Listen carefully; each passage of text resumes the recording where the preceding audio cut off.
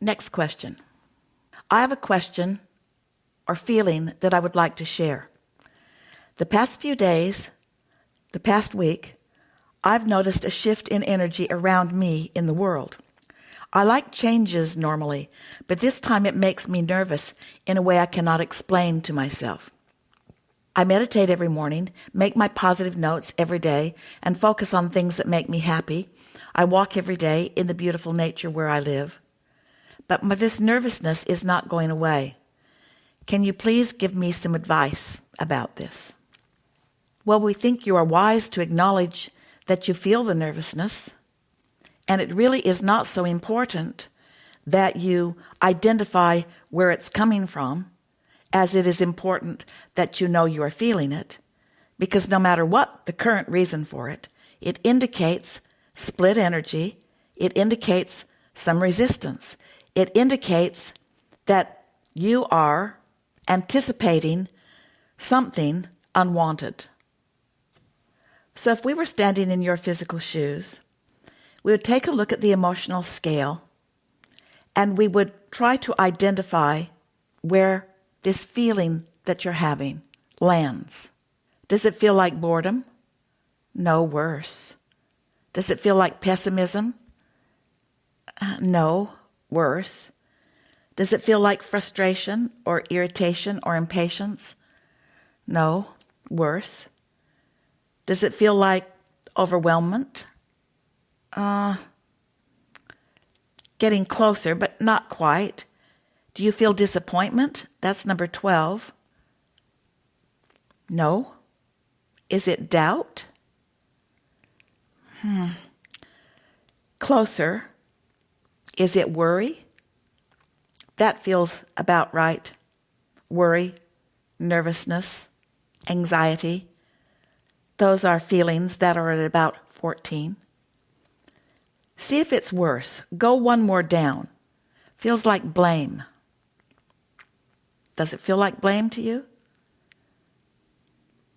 Maybe, but not so much. It's more worry than blame. So now you've identified it.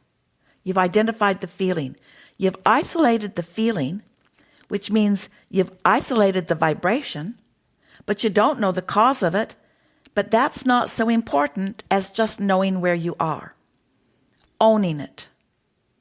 And we know that when you say, I am nervous, I feel nervous, I am worried, I feel nervous, just own that. And then move up the emotional scale. I feel nervous about something and I don't know what it is. Up to 13. Doubt. I suppose there are things that I doubt, but I can't really pin anything to that.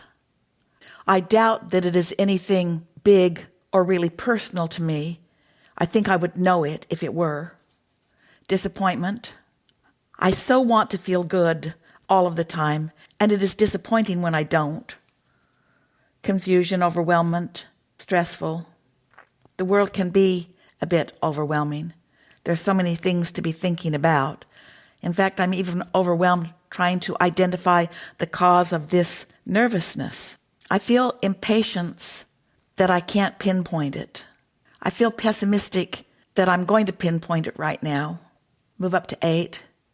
I think I'm just going to let go of this. I'm not going to try to make a direct correlation between this feeling. I'm just going to let go of the thought as best I can. I'm feeling a little relief just in doing that. There is something satisfying about realizing that I don't have to fix everything, that it's possible that I could be sensing something because I'm aware of it at some level of my being, but that it's not my job to do anything about it. I'm hopeful that this is a productive exercise. I'm hopeful that I'll figure this out, or just that the nervousness will go away. I'm hopeful that well-being really does abound. In fact, up to 5, I'm optimistic that well-being does abound. I see much evidence of that. Now, you don't have to go all the way up to positive expectation, enthusiasm, passion, and joy.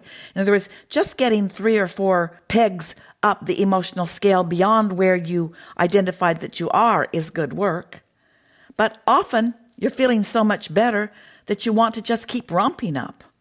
So you could say something like, I'm optimistic that things are going well. I see so much evidence of that. I really have good feelings. When I do my notes every morning and I make my positive notes, I feel them. I feel them often. I am enthusiastic about my life experience. I'm so eager to get a handle on all of this. I like the idea of being happy in my life. And I know that when I find those happy feelings and I focus there, that the momentum of that brings me right into passion and enthusiasm about so many things that I like doing. I feel joyful. I like so much the feeling of joy. I like knowing how this works. I so often feel empowerment. I love this feeling of freedom, that I don't have to figure things out, that I can affect my point of attraction just by wanting to, that I can tune to the frequency of my source, because my source is tuned there so precisely that just by reaching in that direction, I am much more likely to find it than not. I so appreciate that my inner being hangs around up there, calling me upward. I've been having some strange sensations during dreams recently, and it has occurred often enough for me to wonder what it could mean. Basically, during the dream, my whole body feels like an electric current running right through it, to the point of it being sort of a spasm. Happens 3 to 4 times in close succession, until I ask it to stop. Can you tell me what is happening, please? We think a good place to start with this question is to remind you that sometimes, in fact often, you allow yourself to have experiences in your dream state that you do not quite yet allow yourself to have in your wake state. And that's because while you are sleeping, you have less resistance. It's a really good sign that you are aware of this that is happening in your dream. And it is our expectation that it will move from something that is primarily happening to you while you are asleep and dreaming to something that is happening when you are awake and fully aware. What you are describing is your interpretation of your receiving of energy. Your inner being is transmitting to you because of your powerful desire and asking. It will never occur if you're not asking. This is not ever something that is just asserted into your experience. There is nothing like that ever. It's from your asking for connection. And this is evidence that you have accomplished that connection. We think an important thing to focus upon here is that you've noticed that it continues until you ask it to stop. And when you ask it to stop, it does. That lets you know that it is because of your asking. And when something within you decides differently, your inner being responds differently. This is a good thing. Next question. Hi. The flow, alignment, gratitude, and appreciation is so strong for a period of time, but the desire then does not conclude. How long do you have to hold that feeling before you see the fruit of your emotional investment? The question really isn't so much, how long do you have to hold that feeling?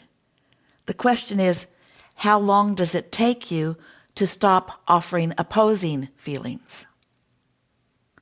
So, the answer to your question is, it takes as long as it takes you to identify what you really are feeling, to own it, and then to chew up and down the scale a little bit until you can actually feel yourself making real emotional improvement on the scale.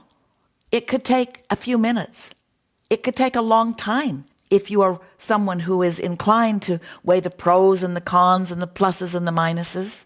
If you are someone who often vents, or if you have someone in your life who is willing to allow you to complain to them, it all depends on what your focus is. And your focus is what causes your point of attraction. And your point of attraction is what results in the fruit of your emotional investment. We liked those words that you chose. Next question. Hi. The flow, alignment, gratitude, and appreciation is so strong for a period of time, but the desire then does not conclude. How long do you have to hold that feeling before you see the fruit of your emotional investment? The question really isn't so much, how long do you have to hold that feeling? The question is, how long does it take you to stop offering opposing feelings? So, the answer to your question is, it takes as long as it takes you to identify what you really are feeling, to own it, and then to chew up and down the scale a little bit until you can actually feel yourself making real emotional improvement on the scale. It could take a few minutes. It could take a long time if you are someone who is inclined to weigh the pros and the cons and the pluses and the minuses. If you are someone who often vents, or if you have someone in your life who is willing to allow you to complain to them, it all depends on what your focus is. And your focus is what causes your point of attraction.